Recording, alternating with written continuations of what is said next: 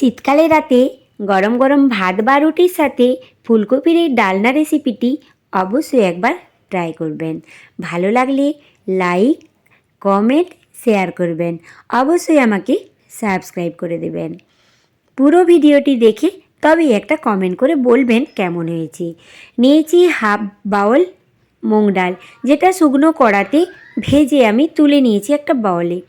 এবার ওই কড়াতেই দিয়ে দিয়েছি আমি সামান্য তেল, তাতে দিয়েছি গোটা জিরে, একটা শুকনো লঙ্কা ফোড়ন। ওই তেলেই আমি দিয়েছি কোরানো আদা হাফ চামচ, যেটা হালকা ভেজে নেব আমি। ওই তেলেই দেব একটা গোটা কাঁচা লঙ্কা। এই ফুলকপির ডালনা রেসিপিতে আমার কিছু সবজি লাগছে। শীতকালে কত রকমের সবজি পাওয়া যায়, সেই সবজিগুলো দিয়ে কত ধরনের রান্না হয়।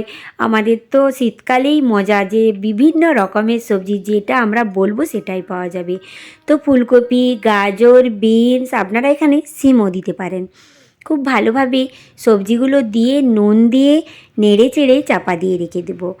আবার চাপাটা খুলে 2 মিনিট পরেই দিয়ে দেবো কিছু গুঁড়ো মশলা, হলুদ গুঁড়ো, জিরে গুঁড়ো, ধনে গুঁড়ো।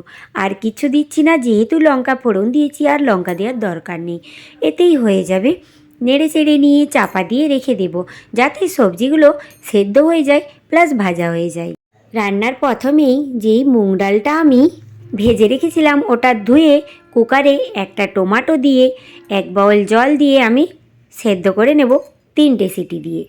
এবার কড়ার চাপাটা খুলে দেব ছোট বাউলের 1 বাউল মটর।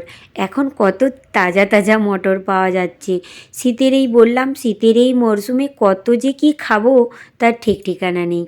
এবার মটরটা দিয়ে নেড়ে চেড়ে 1 চামচ সাম্বার মশলা দিয়ে দেব। খুব ভালোভাবে কষিয়ে নিয়ে সেদ্ধ করে রাখা ডাল দিয়ে দেব।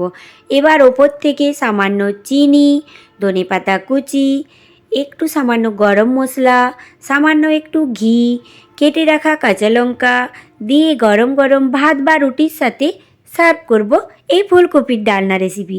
তো কেমন লাগলো অবশ্যই বলবেন। ভালো লাগলে লাইক করবেন, কমেন্ট করবেন, শেয়ার করবেন। অবশ্যই পুরো ভিডিওটি দেখেই কমেন্ট করবেন। আর আমাকে অবশ্যই সাবস্ক্রাইব করার অনুরোধ করলাম। খেতে যেমন সুন্দর হয়েছে, দেখতেও কিন্তু খুব সুন্দর হয়েছে। টাটা।